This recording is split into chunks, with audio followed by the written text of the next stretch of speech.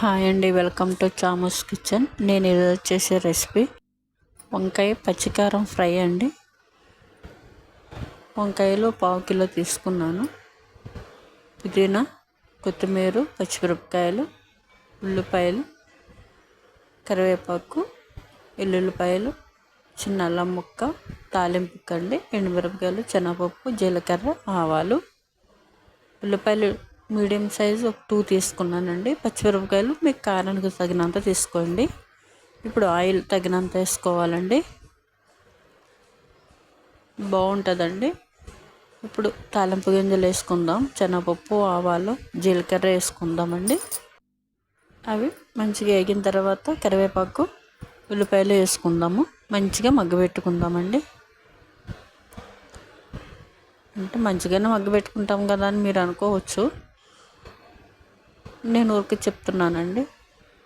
ఇలా మగ్గబెట్టుకోవాలి. మగ్గబెట్టుకున్న తర్వాత వంకాయలు వేసేసుకుందామండి. తెల్ల వంకాయలతో చేసుకుంటే ఇంకా మంచిగా ఉంటుంది, ఎందుకంటే ఊరికే మంచిగా మగ్గిపోతాయి కదా.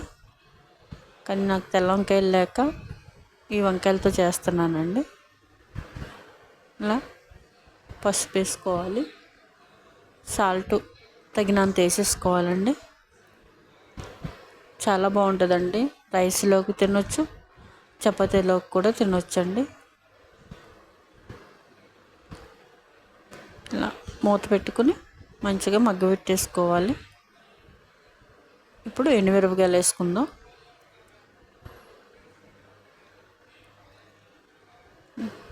ఇలా కలుపుకుంటూ ఉండాలండి. కొంచెం అడుగంటకుండా సిమ్లో పెట్టుకుని మూత తీసుకుని మంచిగా కలుపుకుంటూ ఉండాలి. మిక్సీ పట్టుకుందామండి. ఇప్పుడు ఎల్లుల్లిపాయలు, అల్లం ముక్క, పుదీనా, కొత్తిమీర, పచ్చిమిరపకాయలు, జీలకర్ర మిక్సీ పట్టుకోవాలండి. ఇవన్నీ కూడా వేసుకుని కొంచెం కచ్చపచ్చగా పట్టుకుంటే సరిపోతుంది. నేను ఇలాంటి రెసిపీని ఆలుతో చేశానండి. అదైనా చపాతీలో తినొచ్చు. మన ఛానల్లో ఉంది, చూడండి.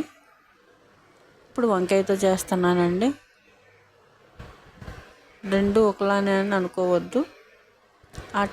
ఆలుతో చేసిన టేస్ట్ వేరే, వంకాయతో చేసిన టేస్ట్ వేరేలా ఉంటుందండి. చూడండి, ఒకసారి ట్రై చేయండి. నేను చేసిన వంట ఏదైనా సరే ఒక్కసారి ట్రై చేస్తే మీకు చాలా నచ్చుతుందండి. ఇప్పుడు మిక్సీ పట్టుకున్నాం కదా, అల్లం, పచ్చిమిరపకాయ ఇవన్నీ కూడా అవి వేసేసుకుందాం.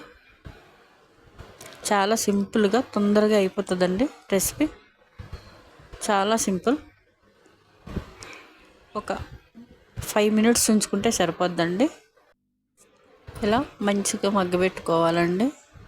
చాలా బాగుంటుందండి. ఒక్కసారి ట్రై చేయండి.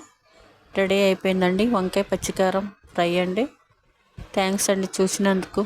లైక్, షేర్, సబ్స్క్రైబ్ చేసుకోండి. మరిన్ని వీడియోలతో మీ ముందుకు వస్తానండి. సపోర్ట్ చేయండి. చాలా థ్యాంక్స్ అండి.